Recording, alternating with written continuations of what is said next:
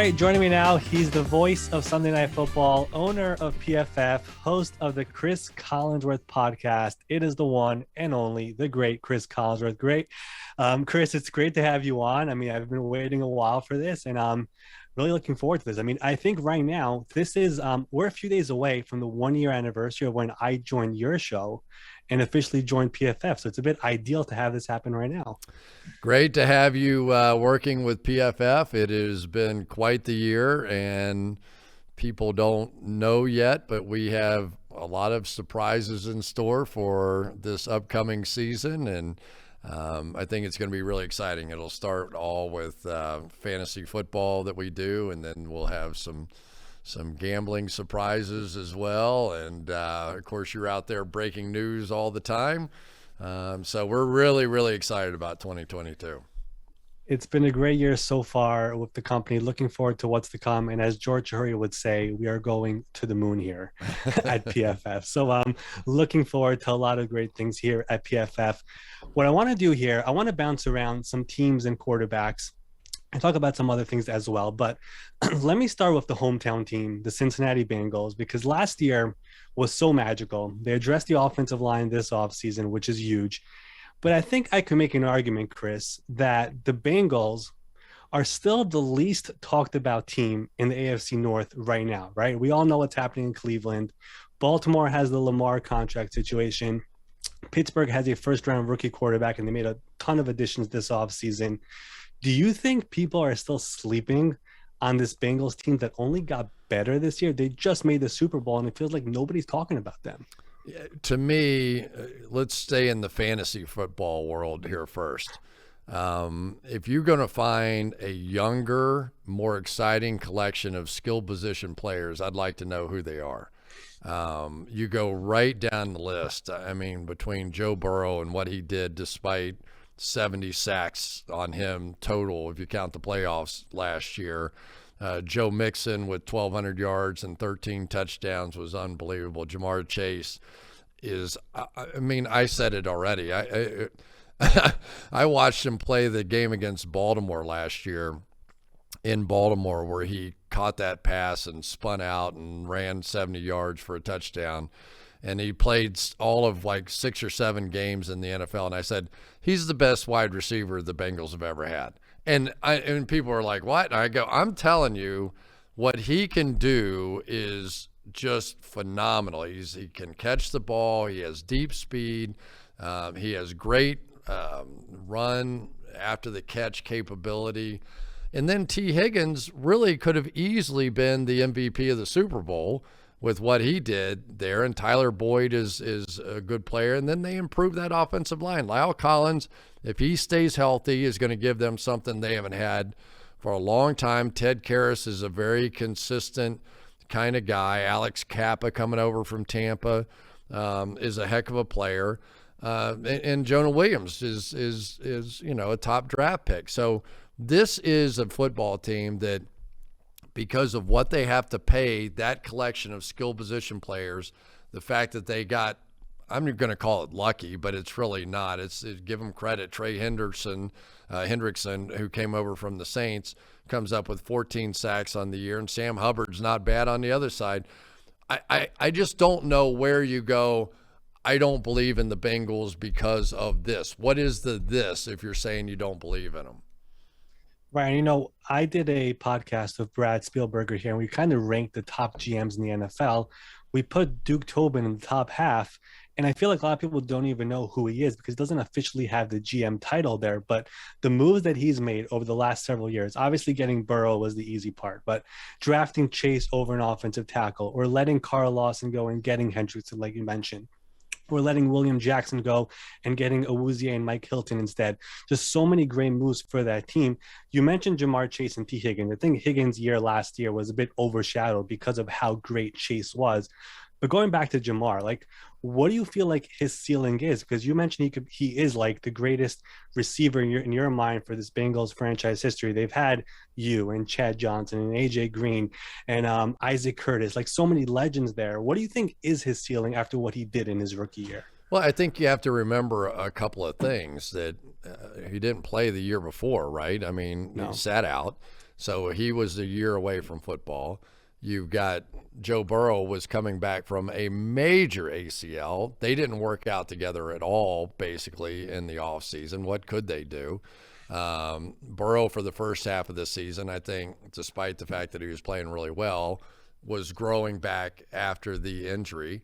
The offensive line wasn't good last season for the Bengals at all. I mean, they almost won the Super Bowl, and there were positions on the field that just weren't NFL level play. So when you take all of that and you look at what Jamar could be, I just think that he's going to be confident and ready. Burrow's going to be better because of the better protection.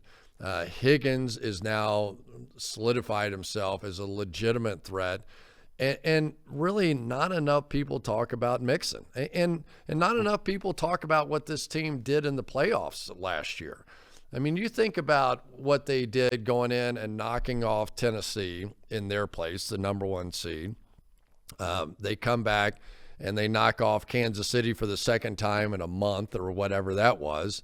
And their defense made the plays at the end of the game, where every other time, Mahomes drives his team down the field and they score the winning touchdown like they did against the Buffalo Bills. But they didn't. And that defense got it done. And the defense came very close. You could make an argument that but for a tight pass interference call late in the game that would have made it 4th down and 8 for the Rams, the Bengals very easily could have been world champions last year with a lot more flaws than what this team has. Yeah, just to understand the flaws, like their starting center last year, started every game besides for 2 games, is still a free agent, just to show you like how weak that position was last year, that entire offensive line. Nobody's picking him up. It just shows what they had up front, and compared to what they're going to have this year with all the additions, you mentioned La'el Collins, Karras, and Kappa up front, it will make a major difference there.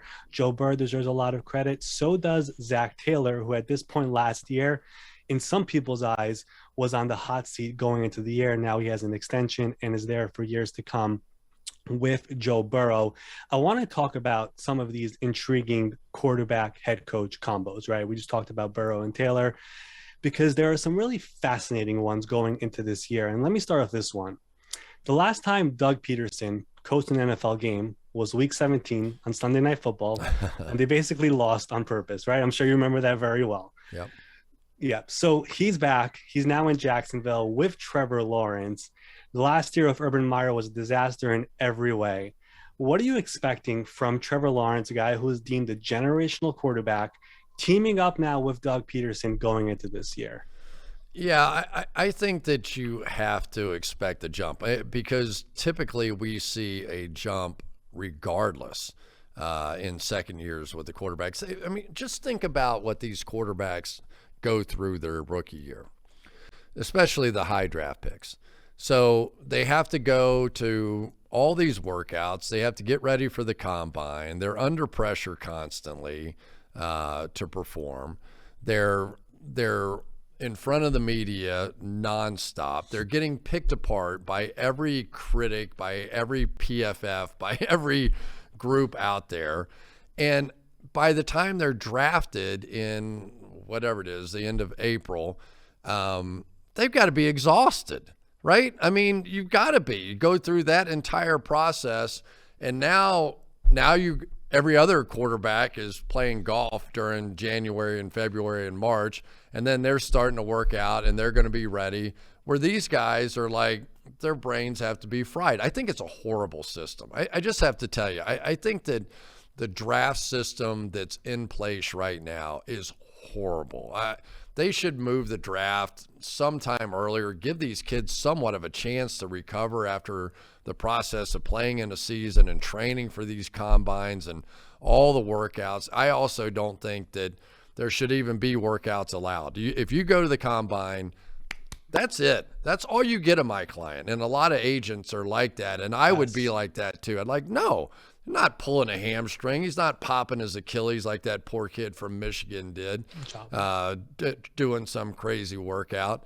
So I think on its face that Lawrence is going to be better. Now let me talk about Doug just a little bit. Doug is one of the coolest guys in the world. He's just a laid back, comfortable kind of guy, much like what Trevor had at Clemson. That just somebody that he's going to be very relatable. I think it's kind of a match made in heaven, to be honest with you. It's a great choice. And Trevor he's a tough kid. I watched the game. The only time I saw him in person last year was in Cincinnati on a Thursday night. He runs hard. And he has a real element of that. He's going to have ETN come back and sort of as his, safety valve kind of guy who didn't play at all last year. Do I think that they're going to go and win the division? Probably not, but I would expect a major jump from him. And if I'm not mistaken, the Jaguars open up the preseason in under a month on the Hall of Fame game on August 4th against the Raiders. You're calling that game, right? Yep. Yep. So you'll get to see them fairly early the first game here. I'm not sure we'll get to see Trevor Lawrence, but I will see Doug Peterson. You will see Doug Peterson, exactly. We probably won't see any starters in that game, but football is in under a month. The next one I want to talk about is Doug's former team, and that's the Eagles. Now with Nick Sirianni, with Jalen Hurts, they make the playoffs last year in a year nobody expected to see from them. And it's a big year for him in particular because since he was a second-round pick, at this time next year, he'll be entering the final year of his contract, which is when you obviously have negotiations for that second big deal. What are you expecting out of Jalen Hurts? Because everyone is already talking about, they have 2 first-round picks next year. It's a good quarterback class. But here we are. We're entering this year. They have A.J. Brown now. What are you expecting out of him? Well, let's start with A.J. Brown. A.J. Brown comes over from an offense that was based around Derrick Henry until he got hurt, and then play action off of it. So he got a lot of one-on-one coverages. So a lot of those slants and all that stuff off of play action RPO was tailor-made for him, right? Because he's a catch-and-run guy. He's powerful. You can't bring him down. He's coming to the exact same offense. I mean, he really is. You've got Jalen Hurts, who's, when they made the move, I think it was 6 weeks into the season last year, and they became a run-focused team. Yes. They took off, and that's how they made the playoffs. They won 7 of their last 10 games. He had 56 rushing touchdowns. Rushing first downs last year. He had 10 rushing touchdowns, which is the 6th most. He only threw 16 touchdown passes. So you go, right, is he going to be able to take a step up here with AJ? Can we get him to 25 touchdown passes? Can we keep him healthy in a system where he's going to be expected to run the football as much as he is? But you also have to remember that he was the leading rusher on this team. I mean, you talk about Miles Sanders. How great would it be to be Miles Sanders in this offense? He averaged 5.5 yards per carry, and he wasn't even the leading rusher on the team. The quarterback was. So there's a lot of things to really like. What they didn't do well last year was play defense, at least in the back end. Brandon Graham got hurt, so their pass rush was hurt. I love their draft. I think Jordan Davis, Nakobe Dean, some of those guys are going to be back in there along with Brandon Graham. So yeah, there's a lot to like about this. But A.J. Brown, Devontae Smith, Dallas Goedert, that's pretty damn good right there if that defense does take a jump. Yep, and I think Harry Roseman realized this offseason the defense was a priority, and they went after Hassan Reddick in free agency. They signed James Bradbury after the draft. You mentioned their draft picks with Jordan Davis, with Nakobe Dean, who they believe is healthy and will play right away this season, which is massive considering where they got him in the 3rd round. And then, of course, they get Jalen Hurts, A.J. Brown. And as I mentioned before, it is such a pivotal year for him because he could be entering a similar situation as Dak Prescott was. 4th round pick. After his 2nd year, it was time to negotiate with Jerry Jones. They couldn't get a deal. Finished out his rookie year, got a franchise tag, and eventually he got a tremendous deal out of Dallas because he forced the situation. Jalen could be in that type of a scenario as well in Philadelphia if he has a big year going into next year, will Howie pay him? Will Howie not pay him? Will he let him play out his rookie contract? Those type of situations could possibly come up there in Philadelphia if he has a big year or just a decent enough year there with the Eagles. The last Here one I want to hit here on, would be my fear. Yeah. And let me play devil's advocate here a little bit. Let's hear. Yes. So we all watched the playoff game against Tampa, right? And eventually, those are the quarterbacks you have to beat. You know, you've got to beat Tom Brady. You got to beat Aaron Rodgers. You got to beat those guys in order to win it. And will he ever be in position to be in a 35-36 shootout kind of game and outgun Patrick Mahomes or Justin Herbert or Josh Allen? You know, that so if that's your path, it makes sense, right? But if it's your path, eventually you're going to get in one of those shootout games, and can you win that? You know, some of these other guys have proven that they can. So I agree with you. And I thought maybe they would think about this offseason, like Russell Wilson was available. Jeff Lurie has already on the record that he loves Russell Wilson. He wished they took him back in that draft. They couldn't get him because Seattle took him. I thought they would maybe make a push for him this offseason. They never were serious in those talks. So they're all in on Jalen for this year at the very least. But again, they have 2 first-round picks next year. But if he has a big year, how do you say no to him? And that's where it becomes complicated because there is no fifth-year option. He's entering the final year of his deal by that time, and you have to make a decision, or else the leverage starts going to his side. And knowing how Howie is a very savvy negotiator, he comes from the business side of things, I wonder what will happen if they get into that situation. Yeah, I don't know. I think it's a big bet, and I think the Philadelphia Eagles' eyes are wide open. It's going to be a better draft class for quarterbacks this time around. They've got additional picks because of the trade they made with the Saints. I think they're ready to go either way. If Jalen works out, fantastic. If he doesn't, okay, they're in position to make a move. You know what? There's another team that's in a bit of a similar situation. It's my last one here when it comes to these intriguing quarterback head coach combos. It's in the NFC East once again, and it's Daniel Jones entering the final year of his deal because they declined his 5th-year option.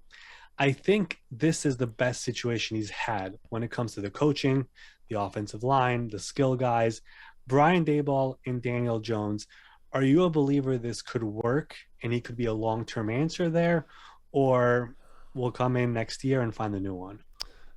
Daniel Jones was not a high pick for me. I thought they severely overdrafted him when they drafted him. It's no reflection on the kid. You know, the team just thought higher of him than I did. I think he's playing just about the way I thought he would play.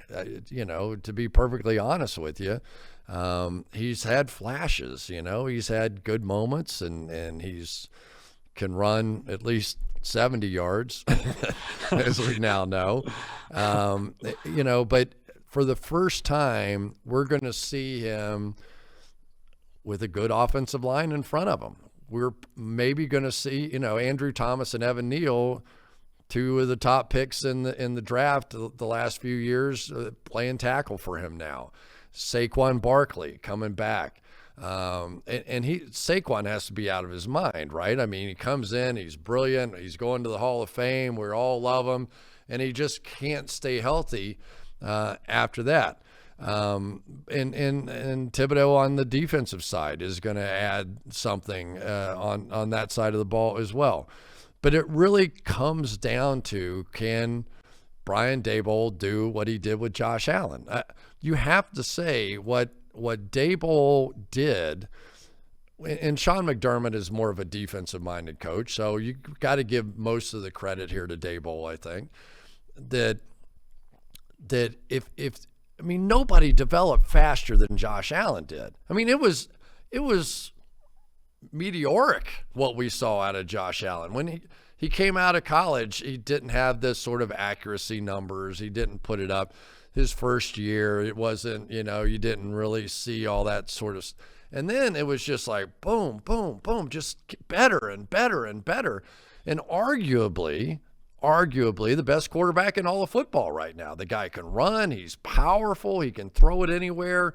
He has a charismatic personality. He's like Jim Kelly in Buffalo. He's beloved. He's engaged in the city. He's involved in the local hospital where they took care of his grandma, or whatever the story was. I mean, this is the perfect storm for the Buffalo Bills, and they've got him signed now to a long-term deal. Can Daniel Jones be that?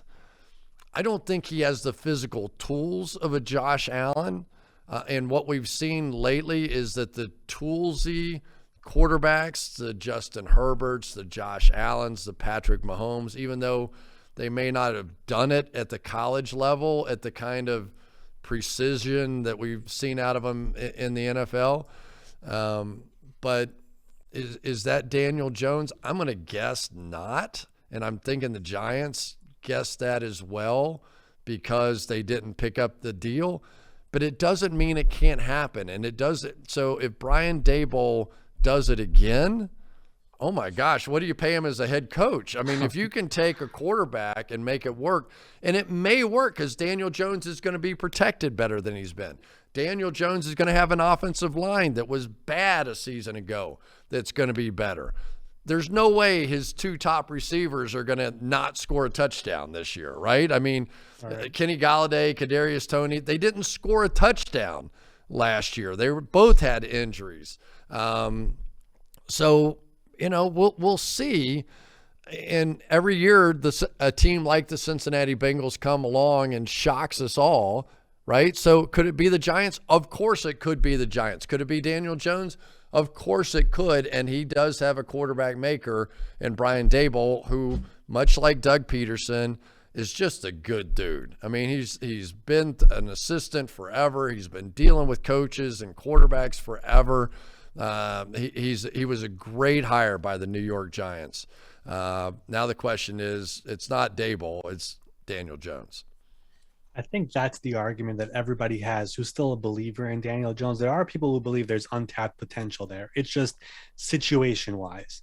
Coaching, he's had every year somebody else, right? It was Shermer and Shula. Then it was Judge and Garrett. Then it was Judge, Garrett, and Freddie Kitchens. His offensive line has been terrible. The skill positions are always injured. Saquon, Golladay, Toney, Shepard, Ingram. They're never on the field at the same time.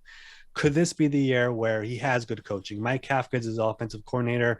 A lot of people believe he's a future head coach in this league. You have all those people coming together. Could this be the year where it just all comes together? Saquon needs to have a big year for his own sake, so that's going to help him out as well. And again, if he does have a good enough year, he's heading into a situation where he's either going to be a free agent or he gets franchise tagged and they start working on an extension. And by then, just like Jalen Hurts, leverage goes to his side whenever you get franchise tagged. So that's why it's such a fascinating situation. He has the right minds around him. If everyone can stay healthy, he has a pretty good team around him for the first time. It's all really dependent on how it all unfolds. But just based off that, I'm fascinated to see how he does this year with the Giants. Speaking of this Giants team, they are a team that won't be on Sunday Night Football this year. Yeah. But I was looking around on the Sunday Night Football schedule, and there are some amazing games on here. But before I even get to that, I'm curious to ask you about this, because this is the first year where you're going into it without Al Michaels. It's been over a decade. Yeah. You're going in with Mike Tirico, who is terrific as well. But how weird is that for you, where it's not going to be Al next to you for the first time in forever? A little weird, but, you know, somebody went back and looked it up. I didn't realize this, but I guess Mike and I have called like 20 games together at some point. I'm like, really? I had no idea. So, and Mike and I are good friends. So we've had a great relationship for the entire time that he's been working at NBC. All that being said, Al Michaels is iconic, right? He is. He's the voice of most of the great moments in sports. You know, you go back to the Miracle on Ice in 1980, before all you guys were born, which was one of the greatest calls in the history of calling anything. He did Monday Night Football, Monday Night Baseball, which doesn't, if you're young, you wouldn't know what that was. Monday Night Baseball and Monday Night Football were the two biggest things if you were a kid, because they weren't a baseball game. There weren't 20 baseball games on every night. There wasn't, anytime a football game stood alone. There wasn't even Sunday Night Football at that time. And it was a big deal. Everybody watched that, and they were sort of the voice of the entire league.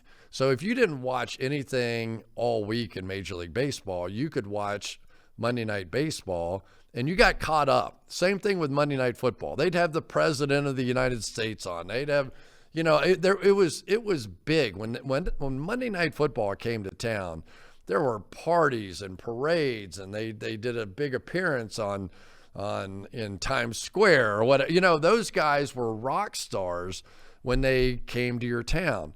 So he had all of that going. He's done the Olympics.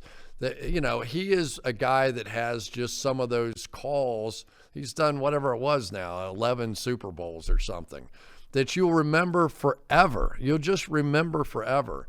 The one that I will point out is that when Malcolm Butler made the interception at the end to win the game for the New England Patriots. So I'm watching. I don't know where Al was watching it, but I'm watching the field because I want to see the whole picture. I'm not watching the monitor. I'm watching the field, and I mean that ball, that collision happened in the end zone. I didn't know what happened. I had absolutely no idea who had the ball. Did anybody catch it? Was it pass interference? Was it? And I mean, when the collision happened, you go back and listen to the call of that thing. Al Michaels goes, Malcolm Butler with the intercept. I'm like, how the hell did you know Malcolm Butler, who was not even a starting player really going into that game, came up with that interception? And I'll just always remember it because he was so good on that particular play that I came back, and it gave me a chance to just sit and think for about 30 or 40 seconds. I'll never forget it. That Al was just, and it was mayhem, and they gave away the Super Bowl, and Marshawn Lynch took it from the 5 to the 1. How do you blah blah blah blah blah. And so I'm sitting there and I'm just thinking, and I go, those are the moments where you go, this is why we get paid, right? It's my job to go into my gut and say what I'm thinking at this moment right now. And I could redraw the play. I can show the pick. I can show that. And all I could come up with was, I can't believe that call. Yeah. Right? I mean, that's all I go. Al did all the heavy lifting on that play, and it gave me a chance to just, and his ability to do that. And I think, just saying what every fan in Seattle was thinking at the same time ended up being one of those moments that I think between the two of us, we always go, there were a million ways to screw that up. I'm just glad that you called the right guy. You were all over it. Fred Gaudelli, Drew Esikoff with the shots of the thing. That's probably the moment that I'll remember the most. But the thing I'll remember the most is that we probably had worked together for 3 or 4 years. And I'm just a grinder. When I get to the host city, I just sit in my room and I would work and just put it all together and make it da-da-da. And he finally came up to me and he said, you have to stop it.